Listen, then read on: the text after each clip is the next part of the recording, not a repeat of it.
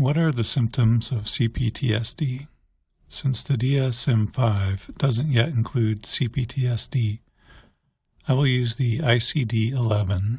It lists the symptoms as re-experiencing flashbacks or nightmares.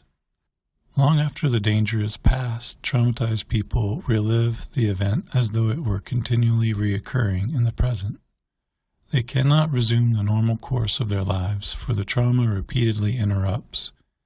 It is as if time stops at the moment of trauma.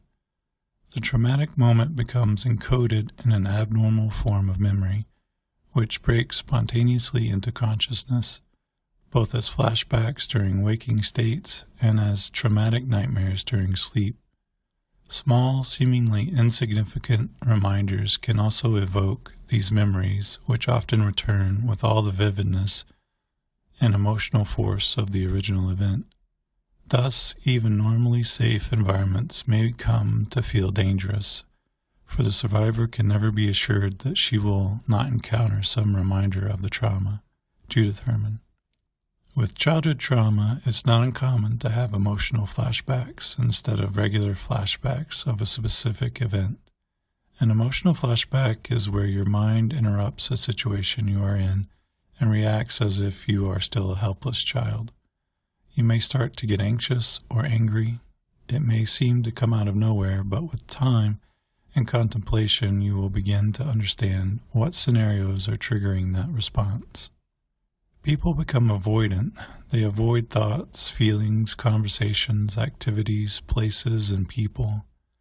Anything that reminds them of past trauma or brings up negative feelings associated with that trauma, either conscious or unconscious. Because reliving a traumatic experience provokes such intense emotional distress, traumatized people go to great lengths to avoid it. The effort to ward off intrusive symptoms, though self-protective in intent, further aggravates the post-traumatic syndrome, for the attempt to avoid reliving the trauma too often results in a narrowing of consciousness, a withdrawal from engagement with others, and an impoverished life. Judith Herman. They feel an ever-present sense of threat. This waiting dread causes them to be hypervigilant, and they tend to startle easily.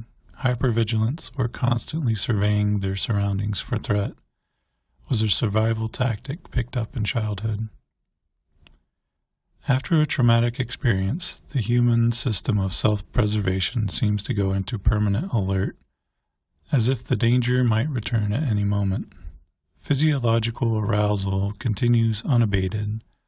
In this state of hyperarousal, which is the first cardinal symptom of post-traumatic stress disorder, the traumatized person startles easily, reacts irritably to small provocation, and sleeps poorly.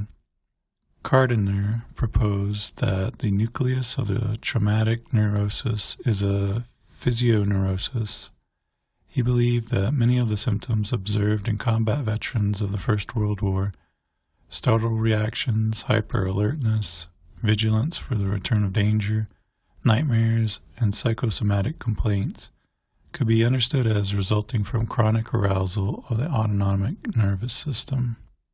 He also interpreted the irritability and explosively aggressive behavior of traumatized men as disorganized fragments of a shattered fight-or-flight response to overwhelming danger.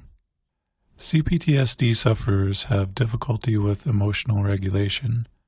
They may explode with anger at perceived threats or criticism, or burst into tears for no apparent reason. They may try to ingratiate themselves to the abuser. They will change their thoughts and desires to match his or hers.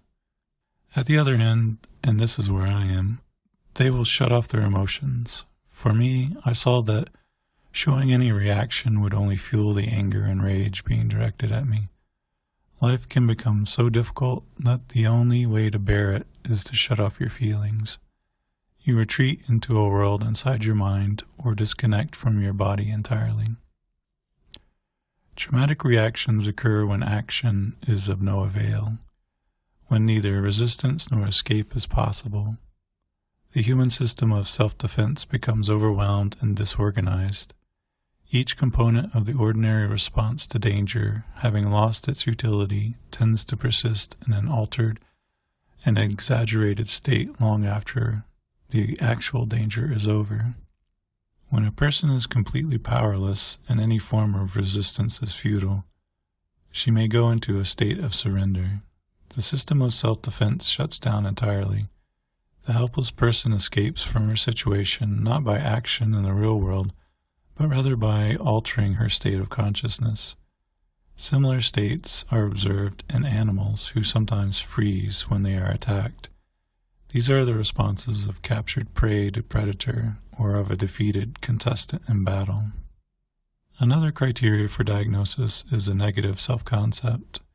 The idea that you are worthless. You may feel great guilt and shame.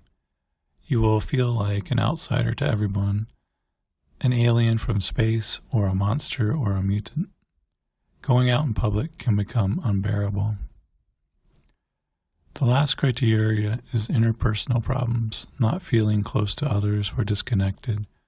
You may be alone or just have superficial acquaintances. You may feel no one could understand or accept you. Those are the ICD-11 list of symptoms that will qualify you for CPTSD diagnosis. Again, as always, go to a licensed therapist to have them make a true determination. On top of all these symptoms are things that just go along with this diagnosis, but are not part of the official diagnosis. They tag along for the ride, so to say. Perfectionism, fear of failure, depression, general anxiety/social anxiety, lack of confidence, shame, negative self-talk, isolation, learned helplessness, disassociation, and panic attacks. I plan on making videos that go into greater detail on all these symptoms individually. Understanding these responses and why you develop them can lead to greater chance at healing. I want to close this video with a self-care tip. Try setting time aside where you cut off all social media. Even better, turn off your phone and music. Stop checking your emails. Just find a comfortable place to breathe and do some grounding techniques. Try to connect yourself to the present, even if it's just for 5 or 10 minutes. If you feel this video is helpful to you or may benefit others, you can support this project in several ways. In YouTube, subscribing to my channel and liking the videos gets YouTube to recommend them to other people. I also have a Patreon account. There you can make a small donation.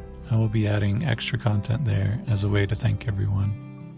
The link is provided below. However you choose to support this channel, it will be a small step towards connecting with others, which is maybe the most important step to healing from CPTSD. Thank you for your support.